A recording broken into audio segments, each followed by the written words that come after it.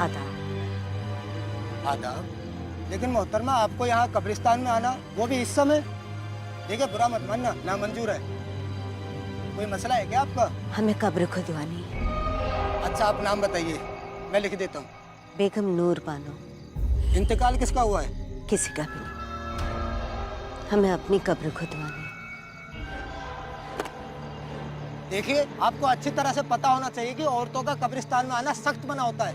औरत और मौलवी साहब भी सवेरे आएंगे। हमें कब्र खुदवानी इसी वक्त, हमारे शौहर की कब्र के साथ। खाला, मैं आपकी कोई मदद नहीं कर सकता।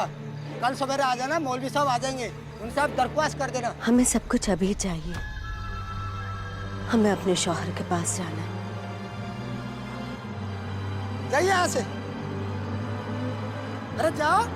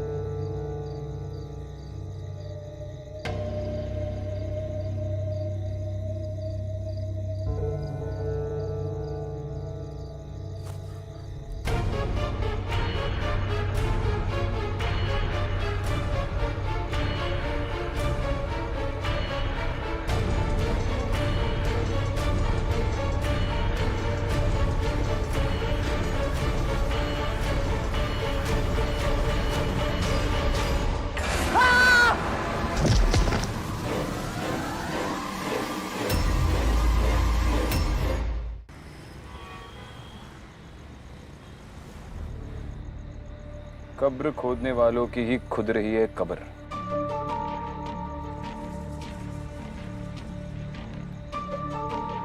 कब्रिस्तान में कब्र खोदने वाले को कोई क्यों मारेगा, वो भी इतनी बेरहमी से। तुमने गौर किया? उसे मारकर कब्र में फेंक दिया, लेकिन ऊपर से किसी ने मिट्टी नहीं डाली। इसका मतलब जिसने भी ये किया है वो चाहता है कि ये कत्ल लोगों की नजर में आए। ये कम्युनल झगड़ा भी हो सकता है। सुरेश सर भी कह रहे थे उस कम्युनिटी के लोग काफी घबराए हुए।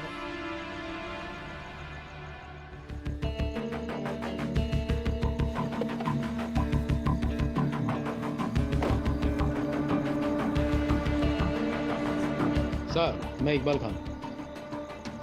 लोकेशन कहाँ है? सर आइए। मैडम आप यहीं रुकिए। जानती हूँ औरतों को कब्रिस्तान जाना मना है, लेकिन उसकी चिंता आप मत कीजिए। चलिए।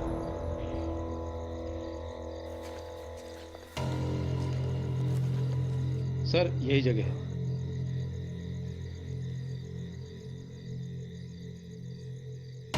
महरूम नवाब आजम अली। विक्टिम का नाम? आकिब गुलाम सर। कोई आई विटनेस? जी नहीं मैडम। आपने विक्टिम की फैमिली को इन्फॉर्म किया? जी हाँ मैडम, पर कुछ खास पता नहीं चला। एक काम करो, इस कब्रिस्तान का रजिस्टर होगा ना, वो रजिस्टर और यहाँ के सारे रिकॉर्ड्स पुलिस स्टेशन पे भिजवा दो। जी सर। और विक्टिम की इमीडिएट फैमिली को भी बुलाओ, मुझे उनसे बात करनी है। जी मैडम।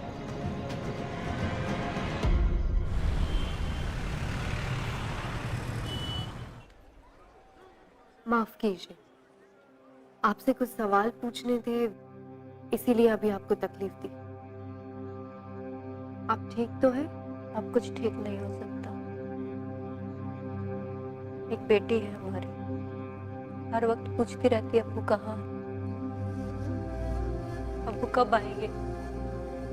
मना किया था हमने, कब्रिस्तान का काम मत करो, कोई और नौकरी भी तो ढूंढ सकते हो। कहते थे खुदा का दिया वक्त ठुकराते नहीं। आकिब ने कब्रिस्तान की नौकरी कब से शुरू की? 3-4 हफ्ते पहले। और इन 3-4 हफ्तों के दौरान आपकी उससे कितनी बार बात हुई होगी? 1-2 बार बात हुई थी, पूछने पे बोलते थे सब सलामत, पर नहीं। हम जानते उनकी आवाज में एक अजीब सी घबराहट थी। सब कहते हैं उस कब्रिस्तान में शैतान का साया, ये सब उसी का किया हुआ है। ठीक है, आप जा सकती हैं। अगर दोबारा जरूरत पड़ी तो बुलाएंगे।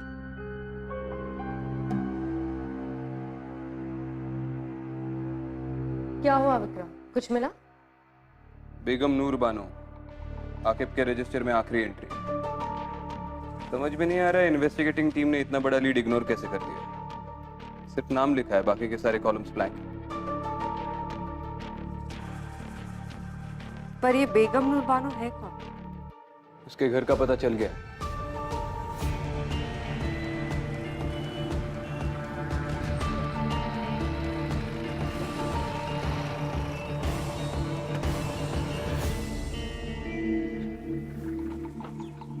रुको यहीं पे।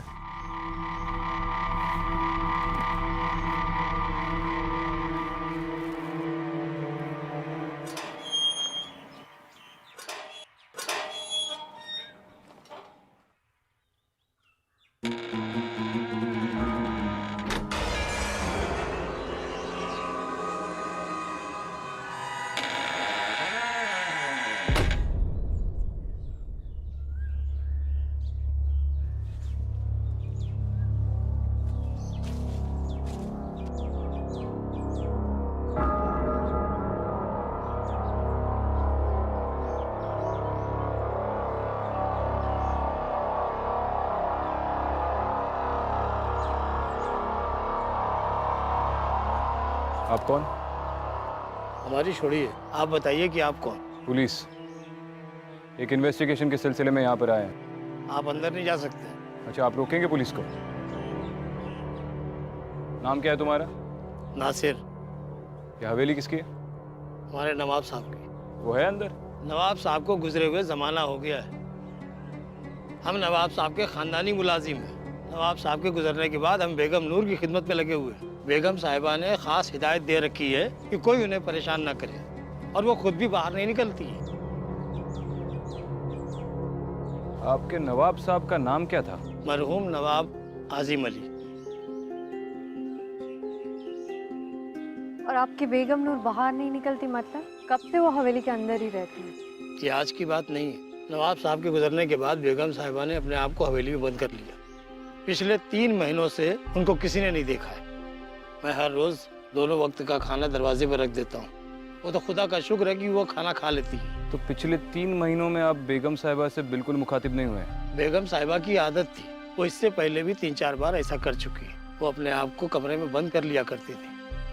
शुरू में तो हमको भी बड़ा अजीब सा लगता था, डर लगता था कहीं बेगम साहिबा को कुछ हो ना गया हो। और हमें उनसे मिलना हो तो? मैंने कहा ना साहब, उनसे कोई नहीं मिल सकता। यही बेगम साहिबा का फरमान है।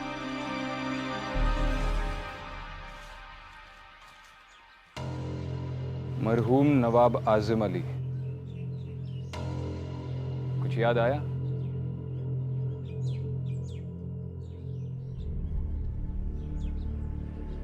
इस इमारत के हश्र को देखकर समझ में आता है इसकी नींव कितनी मजबूत होगी।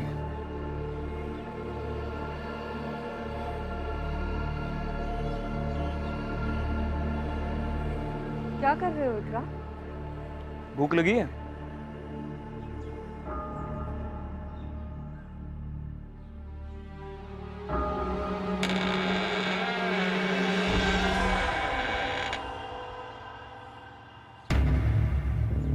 चलो।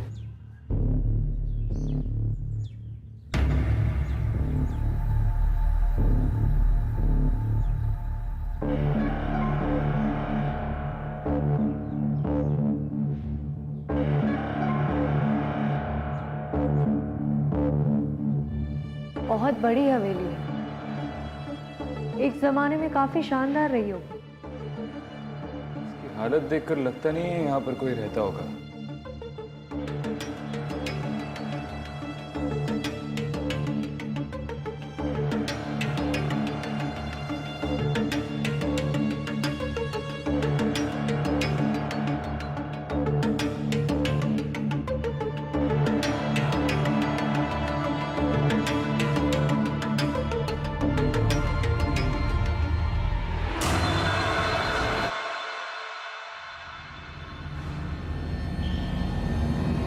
विक्रांत विक्रांत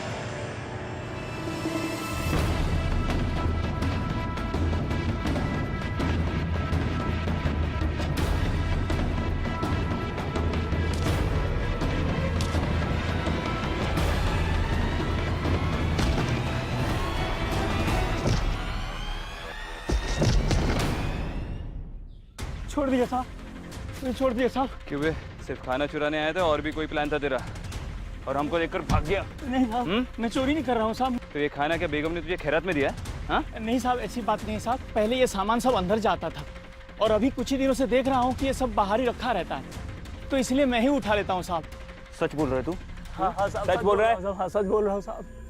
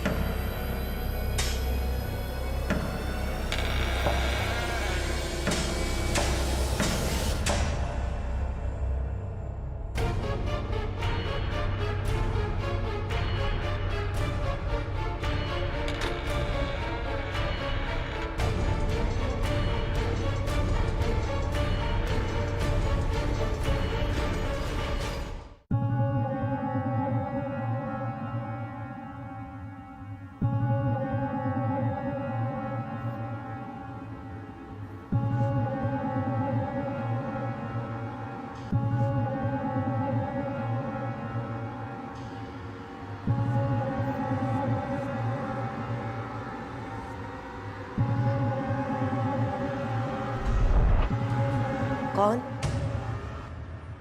कौन है वहां?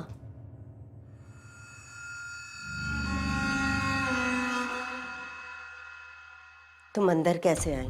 आई एम सॉरी पर मैं एएसपी अदिति शर्मा हूँ, मुंबई पुलिस। आप बेगम नूर बानो है ना? आपसे कुछ बात करनी है। किसी के घर में बगैर इजाजत के चोरों की तरह कैसे चले आए? हमारे कमरे में आने की जरूरत कैसे की? देखिए, मैं सिर्फ अपना काम कर रही हूँ। नासिर, मैम, मुझे आपसे एक मर्डर के सिलसिले में कुछ बात करनी है।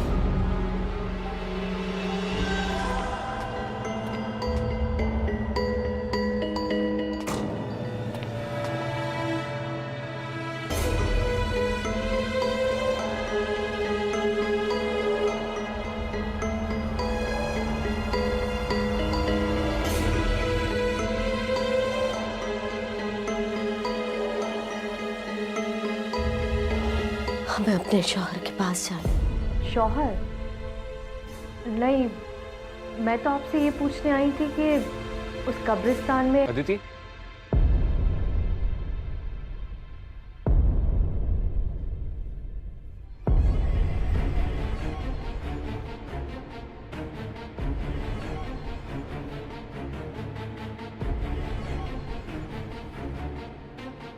चलो।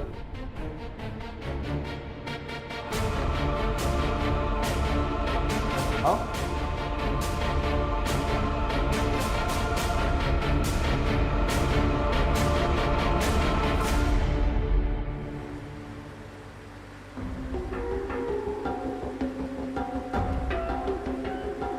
तुम ठीक हो?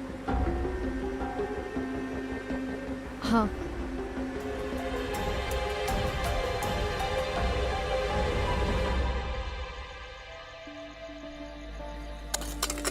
यार जिंदगी है यार, रोज रोज एक ही काम। इससे अच्छा तो मैं मर जाऊं।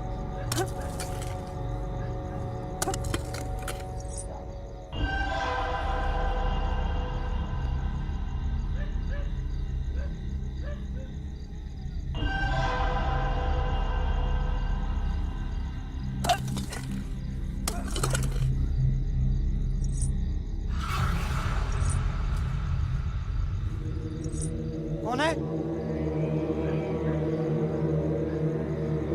कौन है वो?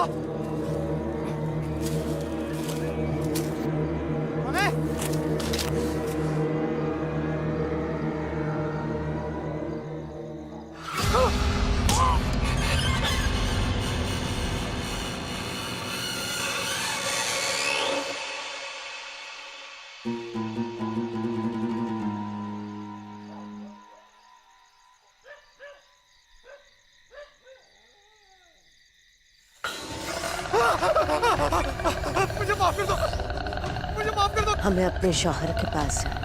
यासिर, बचाओ। हमें अपने शौहर के पास जाना है। यासिर, यासिर बचाओ, यासिर बचाओ, यासिर।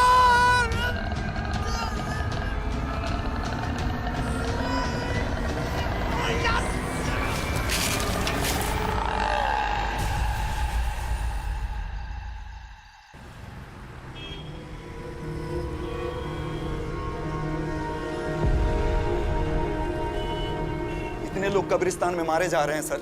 आप लोग क्या कर रहे हैं? आप कुछ भी नहीं कर पा रहे हैं, ऐसा क्यों सर? कुछ नहीं होता आप लोगों से, बस हाथ पे हाथ रख के बैठे रहिए तुम बस। सही कह रहे हो। अरे कांस्टेबल, इन्हें पानी पिलाओ, ठंडा करो इन्हें, गर्मी बहुत बढ़ गई है इनमें। क्या बात है, क्यों गला फाड़ रहे हो? सब वो शाकिब मेरा भाई था। आगे बोलो। सब उस रात को जब मैं उसके लिए खाना लेके गया, जैसे मैं दरवाजे के पास पहुंचा तो उसके चिल्लाने की आवाज आ रही थी। ऐसा लगा जैसे वो किसी से माफी मांग रहा है। मैंने आसपास बहुत ढूंढने की कोशिश करी लेकिन सब वहां पे कोई था नहीं। आखिर कब तक ऐसे कब्रिस्तान में लोग मरते रहेंगे साहब? हमें जवाब चाहिए। सही वक्त आने पर सारे जवाब मिल जाएंगे। अभी तुम लोग घर जाओ। मेरे ख्याल से ये सब कुछ बेगम नूर कर रही है। इसका मतलब दिन भर घर पे छुप कर बैठने वाली रात को बाहर निकलती है। विक्रांत, तुमने बताया था ना, उस गरीब आदमी ने कहा था कि पिछले कई दिनों से मुलाजिम का रखा खाना किसी ने नहीं उठाया और खाना खाए बिना कोई जिंदा नहीं रह सकता। तो इसका मतलब ये है कि वो मर गई है और उसकी आत्मा ये सब कुछ कर रही है। उस मुलाजिम ने भी कहा था कि बेगम नूर महीनों तक बाहर नहीं आती है, तो हो सकता है कि अकेलेपन में उसकी मौत हो गई हो और किसी को पता नहीं चला हो। और मेरे ख्याल से उसकी बॉडी अभी भी उसी हवेली में। अब इसका जवाब तो वो हवेली ही दे पाएगी। खाना खाया तुमने? नहीं, क्यों? नहीं, उस मुलाजिम ने खाना घर के बाहर तो रखा ही होगा और अब तो वो चोर भी पकड़ा गया। अरे तुमने ही तो कहा खाने के बगैर कोई जिंदा नहीं रह सकता।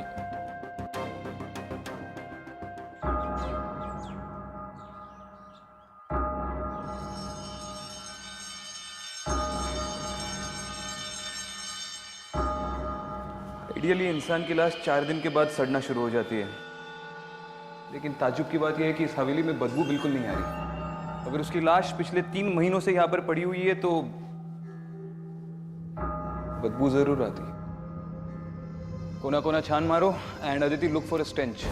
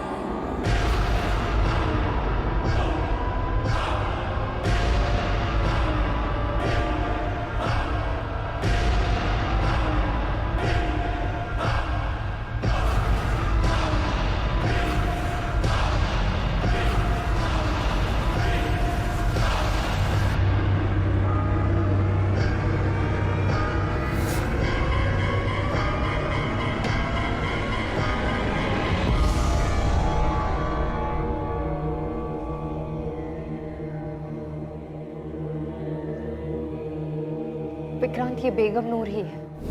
उसके गले में जो हार है उसे मैंने उसकी हर तस्वीर में देखा है। उस दिन वो मुझसे अपने शौहर के बारे में कुछ पूछ रही थी। हमें अपने शौहर के पास जाना। उसका शौहर वही है ना जिसकी कब्र हमने उस कब्रिस्तान में देखी थी, नवाब आजिम अली। विक्रांत, मुझे लगता है कि हम बेगम नूर की कब्र उसके शौहर की कब्र के पास बनाते तो शायद उसकी आत्मा को शांति मिल जाए और ये सब कुछ रुक जाए। शायद हाँ, शायद ना, लेकिन ये कंकाल पिछले 3 महीनों से यहाँ पर पड़ा हुआ है। यकीनन अब वक्त आ गया है कि उसे दफनाया जाए।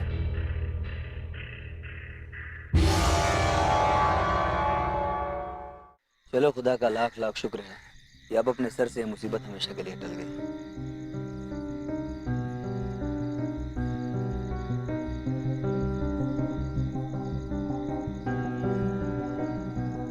मुझे लगता है अब सब कुछ ठीक हो जाएगा। कम से कम देर से ही सही बेगम नूर की आत्मा को सही अंजाम तो मिला।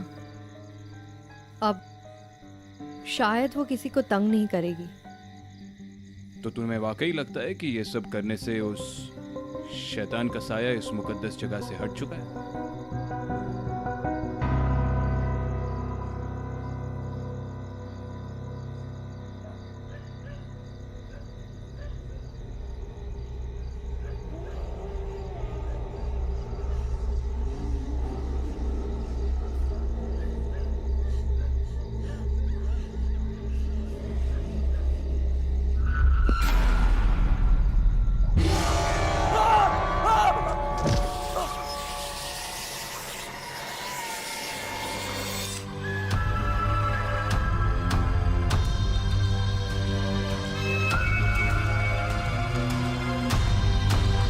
हमें अपने शौहर के पास जाना है। बेगम नूर बानो, नवाब आजिम अली, क्या लाइफ रही होगी इनकी एक जमाने में। मुझे तो दिलचस्पी इस बात की है कि अब इतनी बड़ी प्रॉपर्टी का क्या होगा। अब ना तो नवाब रहे ना ही बेगम साहिबा।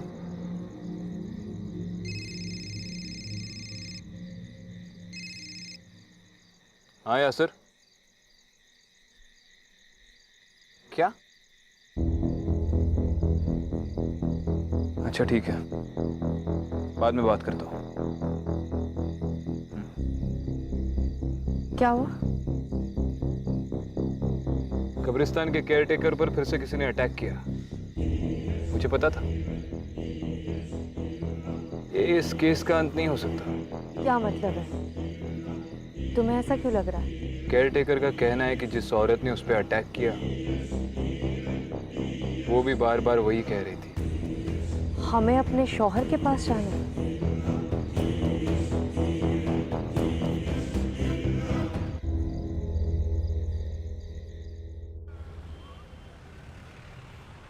नवाब साहब बहुत ही इज्जतदार आदमी थे। लोगों का उनसे बहुत लगाव था। उनकी मौत कैसे हुई? तकरीबन 15 साल पहले उनके घर वालों ने उनकी गायब होने की रिपोर्ट लिखवाई थी। गायब होने की? वो गायब कैसे हुए थे? वो जंगल से गुजर रहे थे, तभी उनके साथ कोई हादसा हुआ और उसके बाद वो घर लौट कर नहीं आए। कैसा हादसा? वो तो कुछ पता नहीं चला। फिर हमने जंगल के अलावा आसपास के कब्रिस्तान और मुर्दाघरों में बॉडी ढूंढने की कोशिश की, लेकिन बॉडी नहीं मिली। बस उनके कपड़े और जूते मिले। ये नवाब साहब की किसी के साथ गांव में दुश्मनी या फिर पैसे या प्रॉपर्टी को लेकर कोई प्रॉब्लम्स थे? सर, दुश्मनी तो क्या होगी। वो तो अपना सब कुछ बेगम साहिबा ट्रस्ट के नाम ही करना चाहते थे। उनके मरने के बाद बेगम नूर ही उनकी ट्रस्ट चलाती थी और जो पैसा है वो उसी ट्रस्ट में है। उस ट्रस्ट का एड्रेस है आपके पास? जी सर, ये रहा।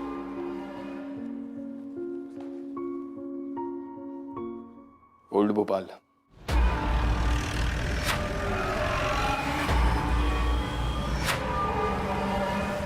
बेगम साहिबा किसी फरिश्ते से कम नहीं थी। खुद की औलाद ना होने की वजह से उन्होंने बच्चों के लिए ट्रस्ट शुरू किया था। फिलहाल कैसे चल रहा है आपका ट्रस्ट? जी, जो भी डोनेशंस आते थे वो बेगम साहिबा की तरफ से ही आते थे और उनको देख के उनके सर्कल के सारे लोगों ने भी ट्रस्ट में डोनेशन शुरू कर दिया था। बल्कि बेगम साहिबा ही उन्हें ट्रस्ट में पैसा देने के लिए मजबूर करती थी। अब पता नहीं उनके मौत के बाद क्या होगा। जैसे बच्चों के सर से माँ का साया हट जाएगा बिलाल जी, हम इस ट्रस्ट की अकाउंट डिटेल्स देख सकते हैं? जी हाँ बिल्कुल, मैं अभी आपको दिखा देता हूँ।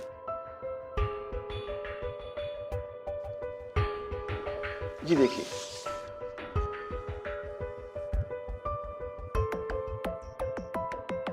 ट्रांजैक्शंस तो बहुत कम है, पिछले 1 साल में तो बिल्कुल ही नहीं है। लेकिन उससे 1 साल पहले 25 लाख की रकम और 10 लाख रुपए और किसी ने विड्रॉ किए हैं। बिलाल जी, बेगम नूर के अलावा इस ट्रस्ट से किसे विड्रॉ करना अलाउड था? जी वैसे तो ट्रस्ट गरीबों की भलाई के लिए ही बनाई जाती है, लेकिन नवाब साहब और बेगम साहिबा के जितने भी रिश्तेदार हैं वो ट्रस्ट से पैसा निकाल लेते हैं। उनके विल में ही ऐसा लिखा है। ये फंड्स कहाँ ट्रांसफर हुए थे? जी फिलहाल तो मेरे पास सिर्फ अकाउंट नंबर है, मैं उसके सारे डिटेल्स निकालता हूँ और आपको फ़ोन कर देता हूँ।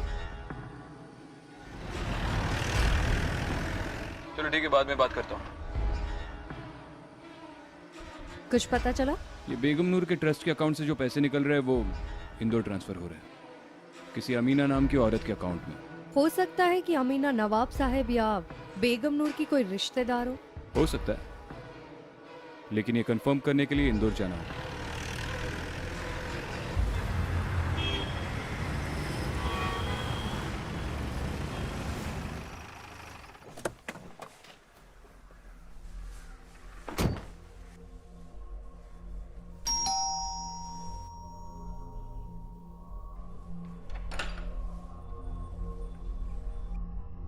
जी बोलिए, आप कौन? आप अमीना? जी आप? मुंबई पुलिस, आपसे कुछ बात करनी है, अंदर आ सकते हैं? हम आपसे एक केस के सिलसिले में बात करने आए हैं। हाँ पूछिए, क्या पूछना है आपको? आप बेगम नूर बानो को जानती है? हाँ, नाम सुना है उनका। अच्छा, तो उनके ट्रस्ट से पहले 25 लाख और फिर 10 लाख, टोटल मिला के 35 लाख आपके अकाउंट में कैसे जमा हुए? अच्छा ठीक है, आप उनके शौहर नवाब आजम अली को तो जानती होंगी?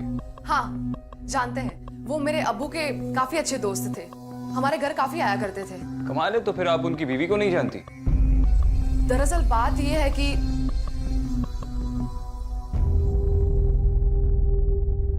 अमीना जी, इन तस्वीरों में आपके शौहर नहीं दिखाई दे रहे।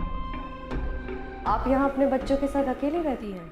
जी वो बाहर गए हैं, मेरा मतलब है कि वो देश के बाहर काम करते हैं। बड़ा लंबा सफर तय करके आए हैं हम। जी? एक गिलास पानी मिलेगा?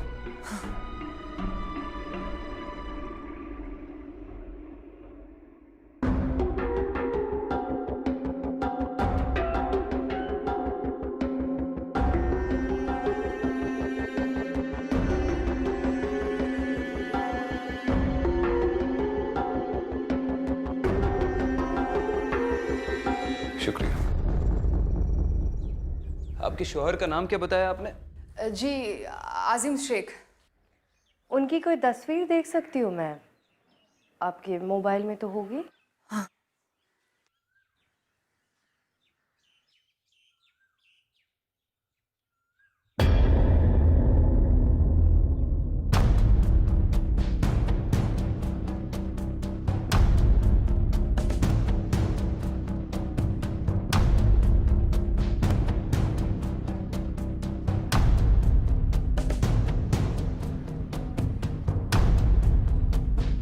नवाब साहब?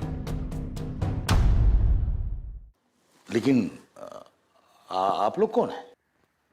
अरे नवाब साहब आइए, बैठिए बैठिए, आप ही का घर है, आइए आइए।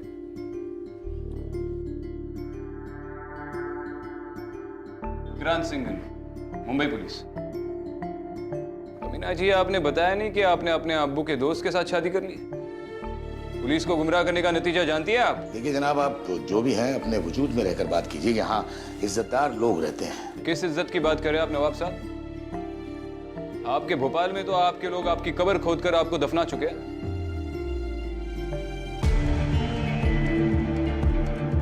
नवाब साहब, आपकी पहली बीवी बेगम नूर बानो आपको 15 साल से ढूंढ रही है और आप यहाँ पर? शर्म नहीं आती आपको? जरा सी भी इंसानियत नहीं है? मोहतरमा, दायरे में रहकर बात कीजिए। हम अगर अपनी पुश्तैनी हवेली छोड़कर यहाँ रह रहे हैं तो उसके पीछे कोई वजह है। वो बांझ थी, आप उन्हें सच क्यों नहीं बता देते? बेगम आप चुप रहिए। माना कि नूर हमारी बेगम थी, लेकिन वो हमें कभी औलाद ना दे सकी। हम हमेशा उनकी औलाद से महरूम रहे। शायद इसी गम में वो पगला गई। हमने सोचा धीरे धीरे सब ठीक हो जाएगा, लेकिन नहीं हो सका। जब पानी हद से गुजर गया, जब बात हद से बढ़ गई, तब हमने यह रास्ता अख्तियार किया। माना कि वो हमें कभी तकलीफ नहीं देती, ना हम उन्हें कभी तलाक देते, ना वो हमसे कभी तलाक मांगती।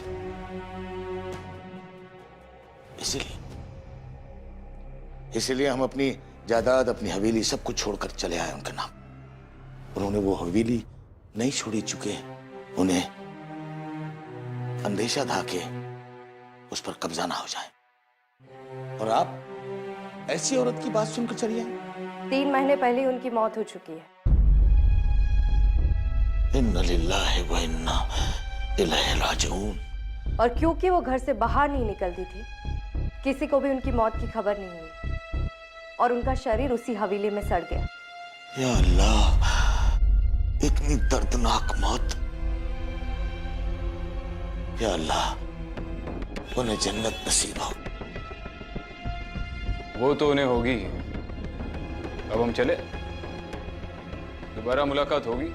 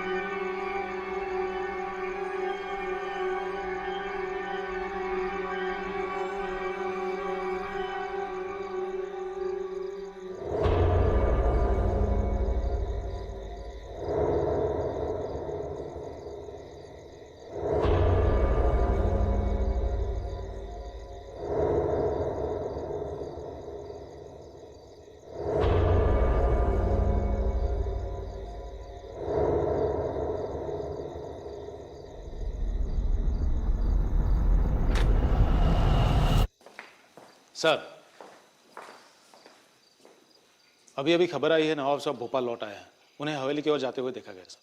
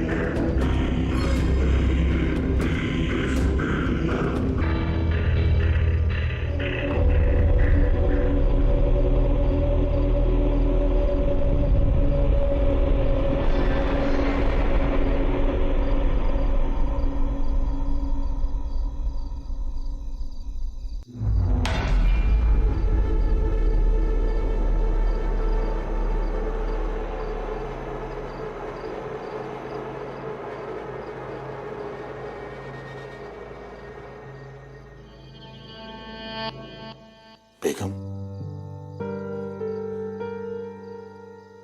हम आपके कसूरवार हैं, गुनहगार हैं आपके। बखुदा, हमारा मकसद आपको तकलीफ देना नहीं था, लेकिन क्या करते, थक गए थे। हमने आपके साथ बहुत बुरा किया, हमें माफ कर दीजिएगा, माफ कर दीजिएगा।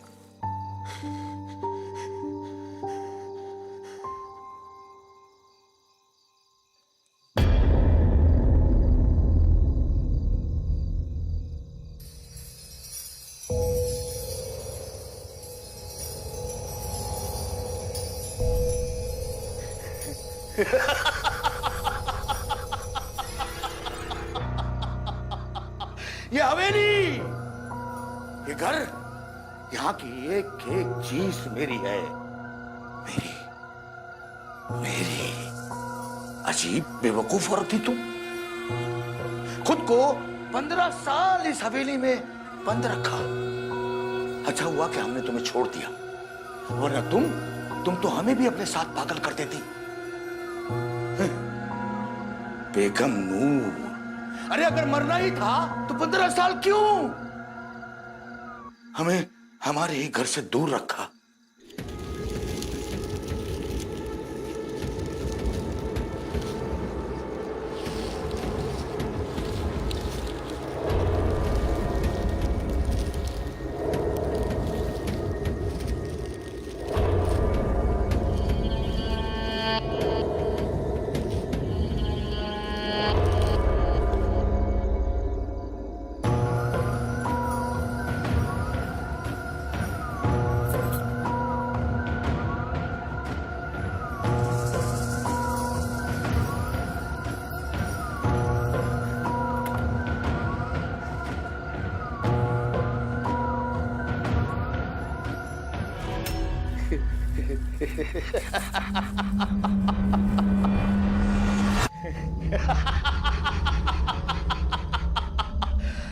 शुक्रिया बेगम, शुक्रिया।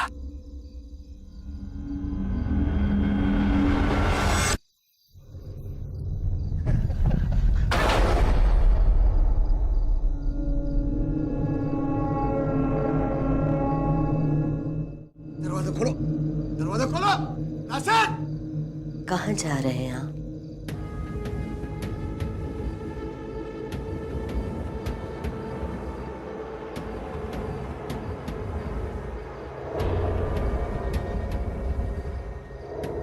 नवाब साहब। बेगम, आप हयात हैं?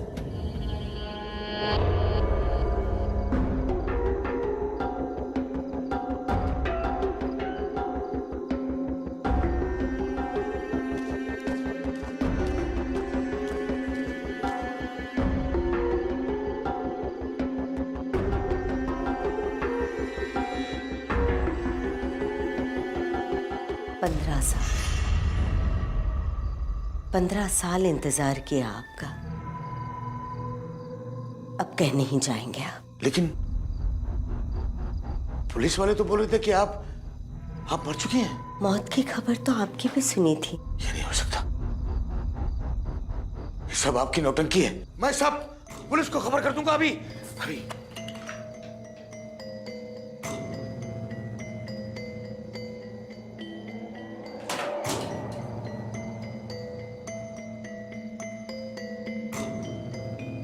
बेगम, हमें माफ कर दीजिए, हम आपको तकलीफ देना नहीं चाहते थे, हम आपके गुनहगार हैं। बहुत इंतजार करवाया आपने, अब कहीं नहीं जाने दूंगी।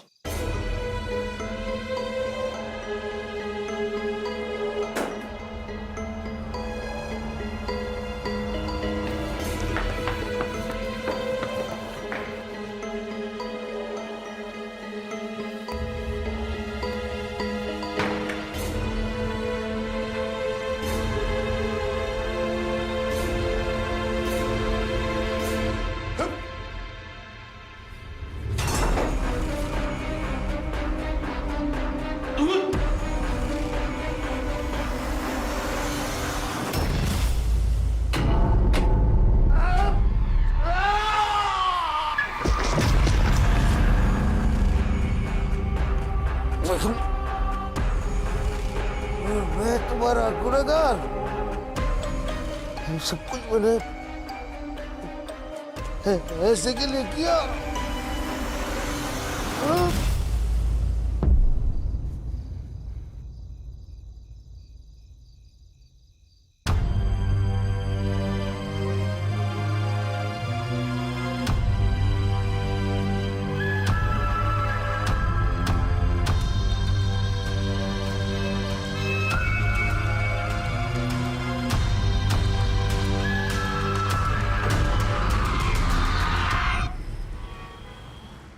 तुम्हारी अमीना से बात हुई? हाँ, इन्फॉर्म कर दिया और कब्रिस्तान कम्युनिटी वालों की रिक्वेस्ट के बारे में भी बताया। सरप्राइजिंगली वो मान भी गए। कौन सी रिक्वेस्ट? वो लोग चाहते थे कि नवाब साहब की कब्र बेगम नूर की कब्र के पास बनाई जाए ताकि उनकी आत्मा को शांति मिले। और अमीना इस बात को मान गई? मान गई।